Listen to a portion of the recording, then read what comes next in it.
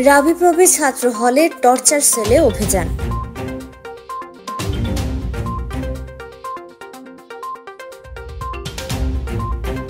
গণঅভ্যুত্থানের ১ মাস পার হওয়ার পর রাবিপ্রবি ছাত্র হলে ছাত্রলীগ পুনর্বাসনের খবরে ভুক্তভোগী শিক্ষার্থীরা হলের আয়নাঘর খ্যাত ২০৬ নং রুম অর্থাৎ টর্চার সেলে অভিযান চালিয়েছে।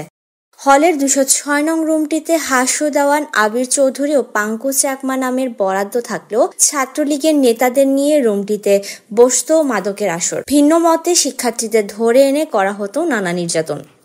জানা যায়, মাঝের বস্তির স্থানীয় ছাত্রলীগের ক্যাডার আকিব মাহমুদ হাসানের নামে রুম বরাদ্দ না থাকলেও তার নেতৃত্বেই চলত সকল অপকর্ম। রুমটিকে হলের ছাত্রলীগের কার্যালয় হিসেবে জানত সাধারণ শিক্ষার্থীরা জানায়, হলে আকিবের নেতৃত্বে ছাত্রলীগের ক্যাডাররা একটি সিন্ডিকেট গড়ে তোলে। সিন্ডিকেটে হাস্য দেওয়ান মহিউদ্দিন মুন্না, আবির চৌধুরী, রিয়াদ তালুকদার, বিজয় নিশান, জাহাঙ্গীর আলম অপু, পাঙ্কু চাকমা, আব্দুল মুকিত নোমান, অন্তু কান্তিতে এই রুমে প্রতিনিয়ত মাদকের আসর বসাতো এবং শিক্ষার্থীদের ওপর নানা নির্যাতন চালাতো।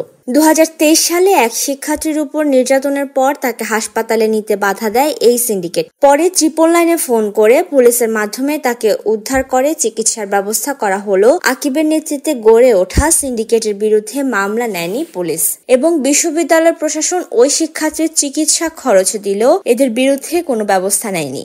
এভাবে আওয়ামী লীগ নেতাদের ছত্রছায়া এবং এলাকার প্রভাব খাটিয়ে দিনের পর দিন দেশের বিভিন্ন জেলা থেকে উচ্চশিক্ষা গ্রহণ করতে আসা শিক্ষার্থীদের ওপর নির্যাতন চালিয়েছে আকিবগঞ্জ। এ বিষয়ে তৎকালীন প্রক্টর জুয়েল শিকদার, হল প্রভোস্ট সজীব ত্রিপুরা কুবেন এবং ভিসি সেলিনা আক্তার আশ্বাস দিয়েও আওয়ামী লীগের নেতাদের সাথে লেয়াজো করে এদের বিচারের আওতায় আনেননি।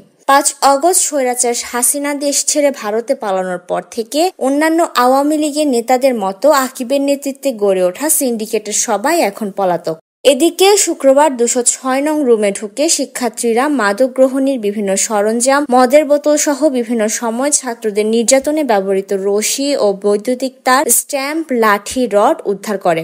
এ বিষয়ে পূর্বে নির্যাতনের শিকার শিক্ষার্থীরা বলেন, আমি একজন শিক্ষার্থী। বিগত ২০২৩ সালে আমাদের ছাত্রলীগের সন্ত্রাসীরা ২০৬ নাম্বার রুমে আমাকে নিয়ে এসে অনেক আমাকে শারীরিক এবং মানসিকভাবে অনেক নির্যাতন করার ফলে আমাকে মেয়েরা অজ্ঞান করে ফেলে। এরপর আমাকে আমার রুমমেটরা আমাকে নিয়ে হসপিটালে ভর্তি করে। ওরা ছাত্রলীগের সন্ত্রাসীদের মধ্যে ওরা ৮ জন ছিল। ওরা আমাকে রাত 10:30 থেকে রাত 3:30 পর্যন্ত ওরা আমাকে নির্যাতন করার পর আমি অজ্ঞান হয়ে যাই। এরপর ওরা আমাকে এখানে ফেলে রাখে।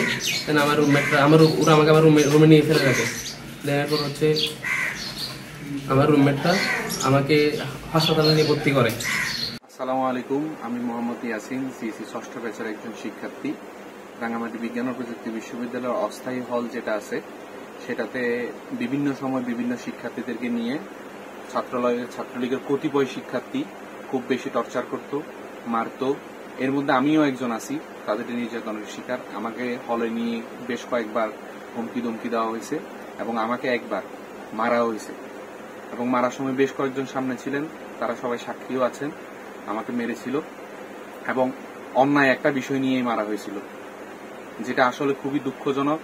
আজকে রাঙামাটি বিজ্ঞান ও প্রযুক্তি বিশ্ববিদ্যালয়ের যে হলের ২০৬ নাম্বার রুম, এই ২০৬ নাম্বার রুম ছিল আমাদের জন্য একটা আতঙ্কের জায়গা।